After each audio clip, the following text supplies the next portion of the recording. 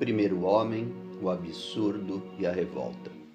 Comumente na vida de um menino, o pai é o modelo, é o primeiro homem. Camille tinha apenas 1 ano quando seu pai morreu, aos 29 anos. Diante desse vazio nunca preenchido, ele será o seu próprio primeiro homem, fazendo todo o seu percurso sozinho.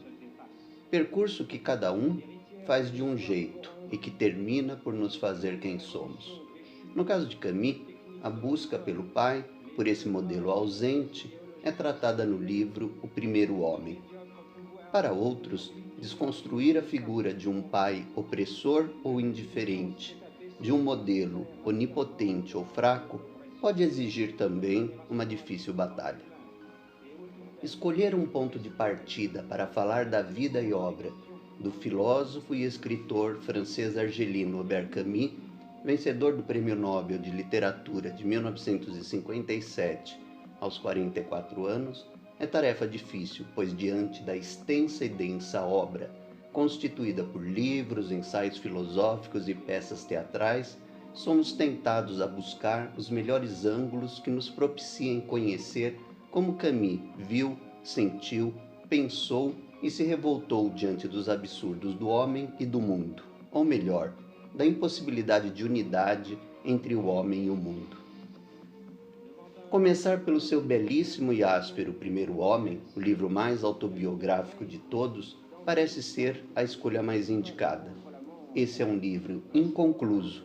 Seus originais foram encontrados numa valise junto aos destroços do acidente de automóvel que vitimou Camus e seu colega Marcel, da editora Gallimard, que guiava o carro em 4 de janeiro de 1960. Também foi encontrado, no bolso de Camus, um bilhete de trem com destino a Paris, não utilizado, por Camus ter aceito a carona oferecida pelo amigo para regressar do final de semana em Sons, na Borgonha. Ao final da leitura desse livro inconcluso, temos a sensação de que nada mais poderia ser dito. Entretanto, esse sentimento contrasta com a avaliação de alguns de seus críticos que afirmam que Camus sempre deixou de dizer alguma coisa. Através de sua leitura, conhecemos os caminhos percorridos pelo menino Jacques, o alter ego de Camus, que ao retornar adulto ao bairro no subúrbio de Argel, onde viveu com sua família até o início da juventude, quando partiu para a universidade em Paris, relembra aqueles anos. Me recordo do impacto e prazer que a leitura desse livro provocou em mim e tenho ainda os grifos e anotações nas páginas de meu exemplar. Mas esse não foi o primeiro livro que me lançou nessa marcante experiência de conhecer aquilo que Camus compartilhou de sua vida através de sua obra. O Primeiro Homem nos conta a experiência de um homem sozinho, criado numa família de mulheres também sozinhas. Uma avó autoritária de origem espanhola e uma mãe frágil, analfabeta, meio surda desde a infância, mas capaz de uma ternura inesgotável. Desde os primeiros esboços, o primeiro homem fora dedicado à sua mãe. Está escrito em suas notas que o livro teve a missão de tirar sua família do silêncio. Silêncio comum aos pobres. Os pobres são mudos pela falta de instrução e por não se verem como protagonistas de suas histórias. Ao falar de si, Camus fala de sua infância em um bairro pobre, fala de uma família, de uma cidade, de um país sob o peso do colonialismo, e assim nos fala do mundo e de todos nós. Como já fiz menção, esse não foi o primeiro livro que li de Camus. Iniciei essa marcante experiência com o livro O Homem Revoltado, e são várias as lembranças dessa leitura, do compartilhamento de emoções com amigos que também descobriam Camus nos anos da faculdade na PUC São Paulo no final dos anos 90. O Homem Revoltado teve sua primeira edição em 1951 e marcou uma distensão entre Camus e o filósofo Jean-Paul Sartre. Nele, Camus estabelece uma dicotomia entre revolta e revolução. A revolução tenta criar valores de transformação para um homem que não existe. A revolta é cúmplice do homem que existe. Ao assumir as contradições do homem concreto e não idealizar um homem como supostamente as utopias políticas o fazem, cria-se uma noção de limite. Essas reflexões não aconteciam no vazio, mas sim sobre fatos históricos como a ação política do governo soviético ou a guerra de independência na Argélia, entre outros.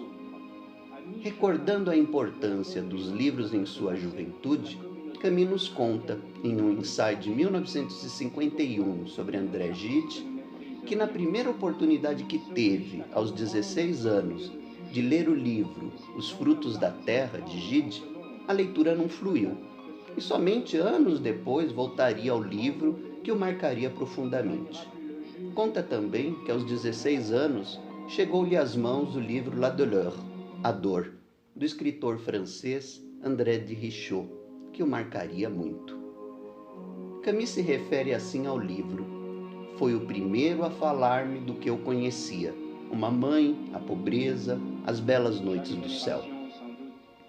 Desatava em mim um nó de laços obscuros, libertava-me de entraves cujo incômodo eu sentia sem saber como nomeá-los.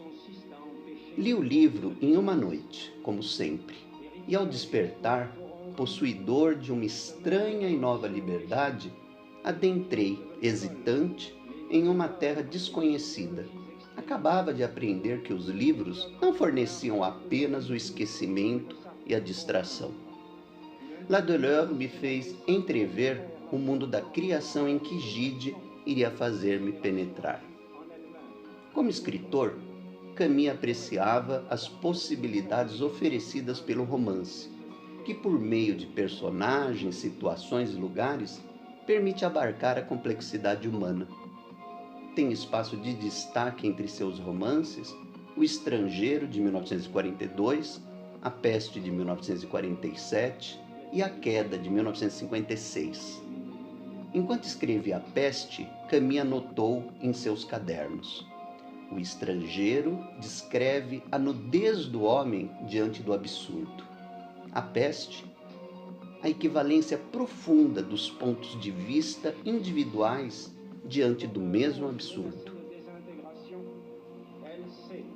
Em A Peste, a trama se desenrola na cidade argelina de Oran, onde milhares de ratos mortos é o primeiro sinal de uma epidemia que atingirá a todos e sitiará a cidade por meses. Cabe aqui um parênteses para registrar que neste ano de 2020, no contexto da pandemia do coronavírus, as vendas do livro A Peste cresceram significativamente em vários países, inclusive no Brasil. De início, a pandemia em Oran gerou entre seus habitantes incredulidade, uma recusa de aceitar a realidade.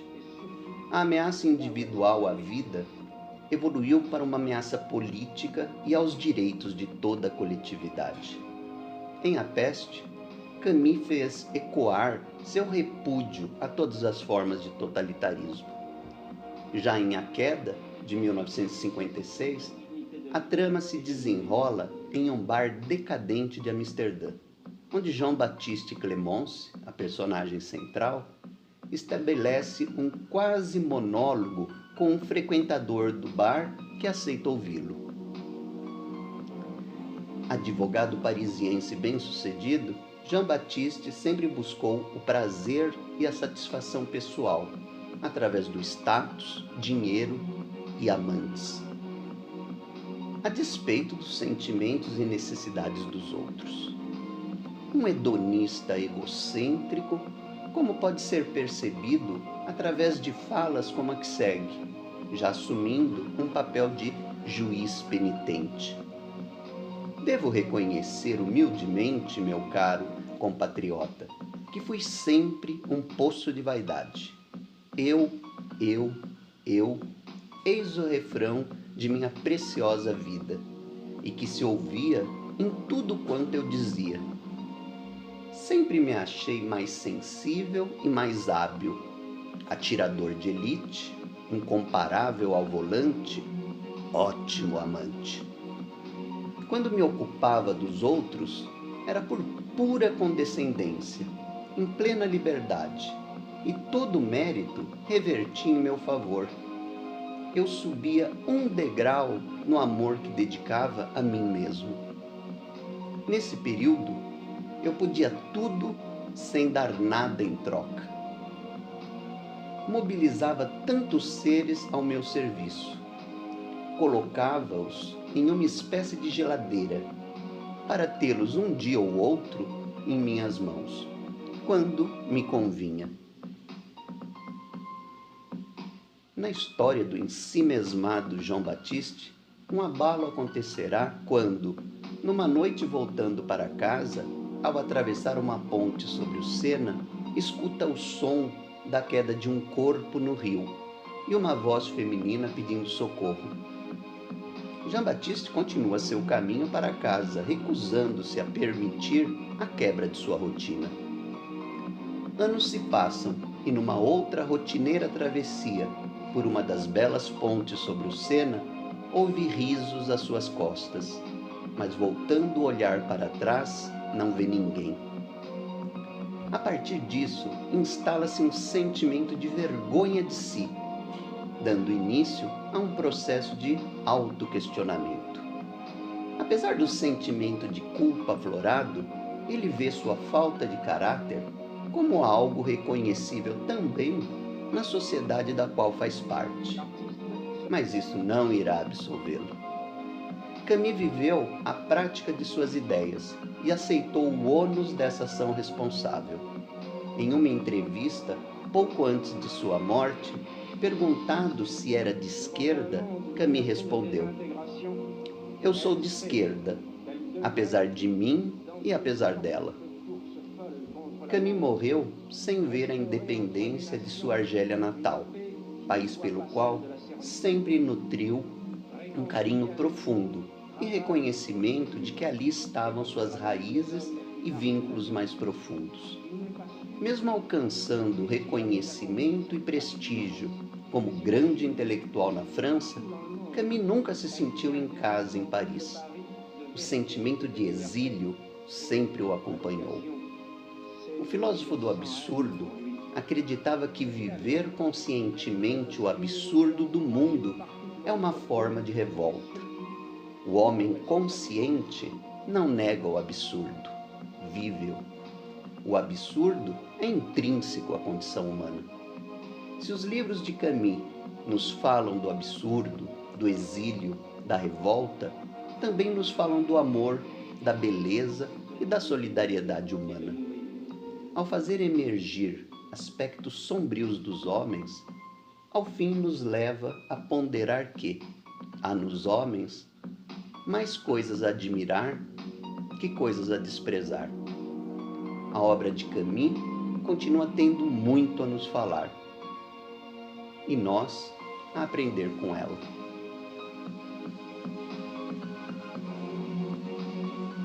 Ao fundo, ouvimos a produção de Arthur Cornet, Le Créateur, com música e discurso proferido por Albert Camus na cerimônia de recebimento do Prêmio Nobel de Literatura de 1957 em Estocolmo.